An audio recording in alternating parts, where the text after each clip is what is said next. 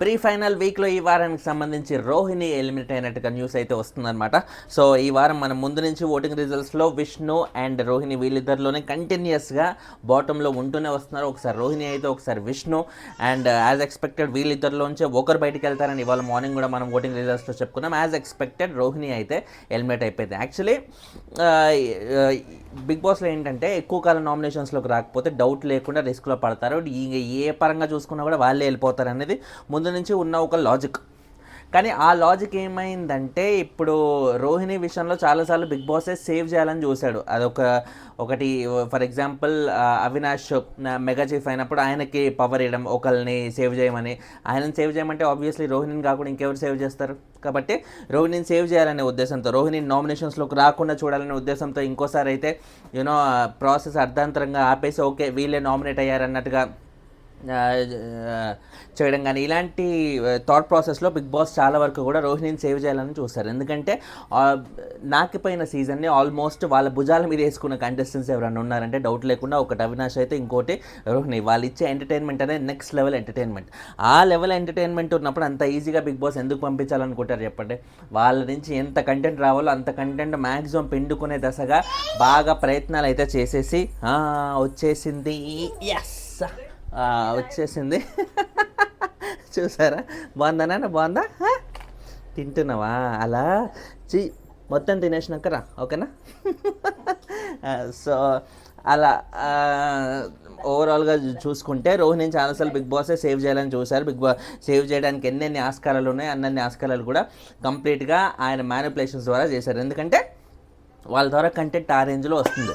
And doubt లేకుండా రోహిణి నామినేషన్స్లోకి వస్తే ఇమ్మీడియట్గా ఎలిమినేట్ అయ్యే అవకాశాలు అయితే ఎక్కువగా ఉంటాయి. ఎలిమినేట్ అయ్యే అవకాశాలు ఉన్నాయి కాబట్టే పృథ్వీ లాంటి వాళ్ళు కూడా వాళ్ళు ఏమనే వాళ్ళు రోహిణి కానీ అవినాష్ కానీ ఇలాంటి వాళ్ళు చాలా వీక్ కాబట్టి అలాంటి వాళ్ళు నామినేషన్స్లోకి వస్తే బాగా స్కోప్ ఉంటుంది మనకి. మనం గేమ్లో ముందుకెళ్ళి వాళ్ళు ఎలిమినేట్ అయ్యే అవకాశాలు ఉంటాయి. మనం ఇంకొక వారం అంటూ అలా ఎక్స్ట్రాగా హౌస్లో ఉండే అవకాశాలు ఉంటాయి అన్నట్టుగా బాగా ప్రయత్నాలు అయితే చేశారు. బట్ బిగ్ బాస్ అలాంటి పప్పులు ఏమీ ఉడకనీయకుండా యష్మిని ఎలిమినేట్ చేశారు. ఆ కైండ్ ఆఫ్ ప్లాన్ వేసిన యష్మిని ఎలిమినేట్ చేశారు, పృథ్వీని ఎలిమినేట్ చేశారు. At the end of the day ఏ రోహిణికి అవినాష్కి అంత సీన్ లేదు అనుకున్నారో వాళ్ళిద్దరి ముందే యష్మి బయటికి వెళ్ళిపోవడం, వాళ్ళిద్దరు హౌస్లో ఉండగానే పృథ్వీ కూడా బయటికి వెళ్ళిపోవడం అనేది డెఫినెట్లీ అటు అవినాష్ కానీ రోహిణికి ఇది మంచి ఒక ఇలాగా సినిమాలో చూపించే ఒక మంచి action episode kind of elevation అన్నట్టుగా మనకు అనిపించింది. But at the end of the day ఇప్పుడు సీజన్ కూడా అయిపోయే టైంకి ఇప్పుడు కూడా రోహిణిని బయటికి పంపించకపోతే అదొక రాంగ్ వేలో వెళ్ళిపోతున్నట్టుగా అనిపిస్తుంది అన్నమాట. ఎందుకంటే ఇన్ని వారాలు బిగ్ బాస్ సేవ్ చేశాడు రోహిణిని, డౌట్ లేదు. బట్ సేవ్ చేశాడంటే ఉత్తగానే సేవ్ చేయలే కదా. రోహిణి ద్వారా ఓన్లీ ఎంటర్టైన్మెంట్ మాత్రమే వస్తుంది అనుకుంటే ఎంటర్టైన్మెంట్ మాత్రమే వస్తుందా? నెక్స్ట్ లెవెల్ టాస్క్ పర్ఫార్మెన్స్ ఆవిడకున్న ఆవిడ బాడీ ఎంతవరకు అయితే సపోర్ట్ చేయగలదో, ఆవిడ బాడీ కొన్ని సపోర్ట్ చేయని టాస్కులు కూడా ఆమెకి ఫిజికల్గా అంత ఆడలేదేమో అని అనిపించిన టాస్కుల్లో కూడా తన ఫెంటాస్టిక్ ఎబిలిటీ చూపెట్టడం వల్ల ఏమైంది?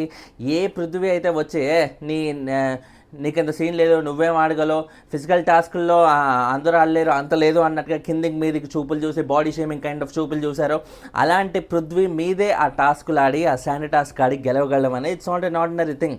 సో ఎప్పటికప్పుడు తన మెటల్, తనకెంత ఇది ఉందో, తనకెంత సత్తా ఉందో కంప్లీట్గా ప్రూవ్ చేసుకోగలిగిన కంటెస్టెంట్ అయింది రోహిణి. అండ్ చాలా చోట్ల కూడా ఇంకా సీజన్ అయిపోయిందిరా, ఇంకా ఇంతకు మించి ఏముంటారా సీజన్లో చూడటానికి అనుకున్న టైంలో అటు రోహిణి కానీ ఇటు అవినాష్ కానీ వీళ్ళు పంచిన ఎంటర్టైన్మెంట్ అనేది నెక్స్ట్ లెవెల్ ఎంటర్టైన్మెంట్ చెప్పాలి. అండ్ గౌతమ్తో రోహిణి ఫ్లర్ట్ చేయడానికి చూసే ప్రయత్నం కానీ అండ్ ప్రేరణ లాంటి వాళ్ళకి, అంటే ఇప్పుడు హౌస్లో మామూలుగా ప్రేరణ ఎవరి వైపు ఉంటుంది అని అనుకుంటాం, ఏముంది అవినాష్ వైపే ఎక్కువ ఉంటుంది, తేజ వైపు ఉంటుందేమో అన్నట్టుగా మనకు అనిపిస్తుంది. కానీ ప్రేరణ ఇప్పుడు ఫస్ట్ 5 వీక్స్ జర్నీ చూసాక అరే ప్రేరణకి మెగా చీఫ్ అవ్వాలని ఎంత ఆశగా ఉందిరా, ఎంత కోరిక ఉందిరా అన్నట్టుగా మనకంతా ఆడియన్స్కి ఎలాగైతే అనిపించిందో, బయట నుంచి వచ్చిన కంటెస్టెంట్ కాబట్టి రోహిణి వైల్డ్ కార్డ్గా వచ్చినప్పుడు బయట ఆడియన్స్ ఇలా అనుకుంటున్నారో అంటూ ఆడియన్స్ని దృష్టిలో పెట్టుకొని అండ్ ఆమె కూడా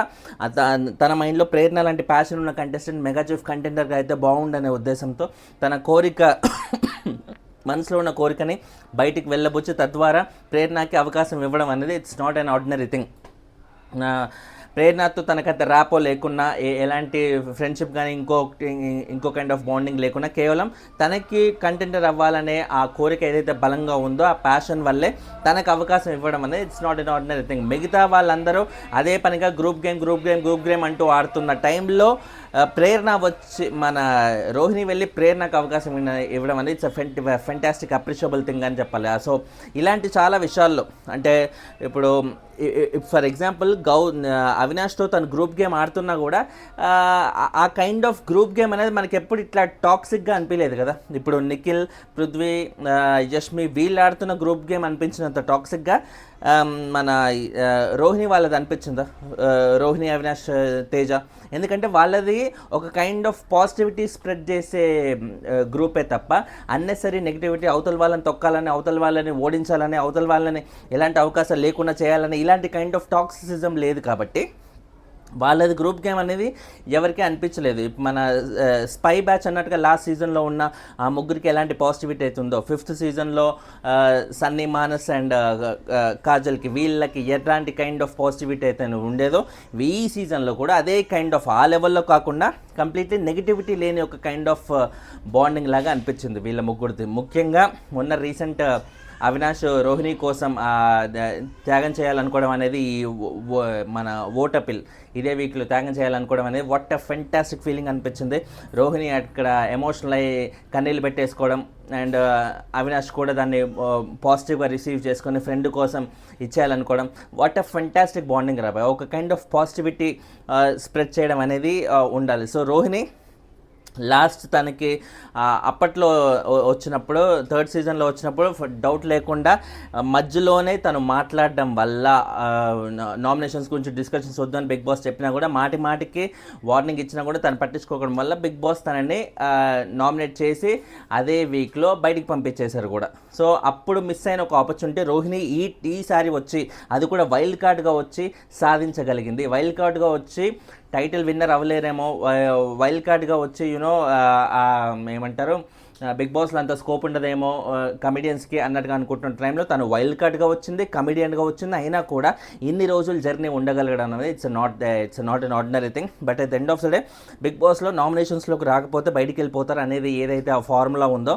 ఆ ఫార్ములా ఖచ్చితంగా జనాల మైండ్స్లోకి ఉండాలి. ప్రతిసారి ఇలా నామినేషన్స్లోకి రాకపోయినా ఫినాలేకి వెళ్ళిపోవచ్చు అనే ఒక రాంగ్ ఎగ్జాంపుల్ రోహిణి సెట్ చేయకూడదు అనే ఉద్దేశంతోనే బిగ్ బాస్ ఇప్పుడు రోహిణిని ఓటింగ్ పరంగా ఎలాగో లీస్తుంది కాబట్టి ఇన్ఫ్యాక్ట్ తను ఉంచాలనుకుంటే డౌట్ లేకుండా రోహిణిని ఉంచేసి విష్ణుప్రియాని కూడా బయటికి పంపించేయచ్చు. కానీ ఇప్పుడు ఎందుకంటే రోహిణి వల్లే షోకి ఇప్పుడు లాస్ట్ 1 వీక్లో పెద్దగా కాదు అసలు గొడవలు కానీ ఇంకోటి కానీ ఏమీ ఉండవు. కాబట్టి రోహిణి నుంచి విష్ణుప్రియాని బయటికి పంపించేస్తేనే చాలా బాగుంటుంది. ఎందుకంటే ఆ కైండ్ ఆఫ్ ఎంటర్టైన్మెంట్ అవినాష్ కాంబినేషన్లో జరిగితే చూడడానికి చాలా బాగుంటుంది కాబట్టి. బట్ ఒక రాంగ్ ఎగ్జాంపుల్ సెట్ చేయకూడదు, నామినేషన్స్లోకి రాకుండా ఉండొచ్చు అని నెక్స్ట్ తర్వాత వచ్చే సీజన్స్లో కంటెస్టెంట్స్ అనుకోకూడదు అనే ఉద్దేశంతోనే నామినేషన్స్కి రావడం ఎంత ఇంపార్టెంట్, నామినేషన్ ప్రాసెస్ అనేది ఎంత ఇంపార్టెంట్ అని తెలియజెప్పడానికే ఇప్పుడు రోహిణిని బిగ్ బాస్ వాళ్ళు ఎలిమినేట్ చేసేసినట్టుగా అయితే మనకి తెలిసిపోతుంది అన్నమాట. అండ్ ఫైనలీ అది మీకేమనిపించింది రోహిణి ఎలిమినేషన్ ద్వారా? ఇంకో డబుల్ ఎలిమినేషన్ అన్నట్టు కూడా అంటున్నారు. అది ఎంతవరకు నిజం ఏంటి అనేది మనం చూడాలి. ఒకవేళ నిజమైతే సెకండ్ కంటెస్టెంట్ ఎవరో మనకి తెలియగానే ఇమీడియట్గా మళ్ళీ వీడియో అయితే చేసుకుందాం. ఇన్స్టాగ్రామ్లో అయితే ఫస్ట్ పోస్ట్ అయితే చేసుకుందాం. This is fun and channel name లాగే దిస్కి ఈస్కి ఫన్కి గ్యాప్ లేకుండా ఉంటుంది ఆ పేజ్. దయచేసి వెళ్ళి లైక్ చేయండి. బాయ్.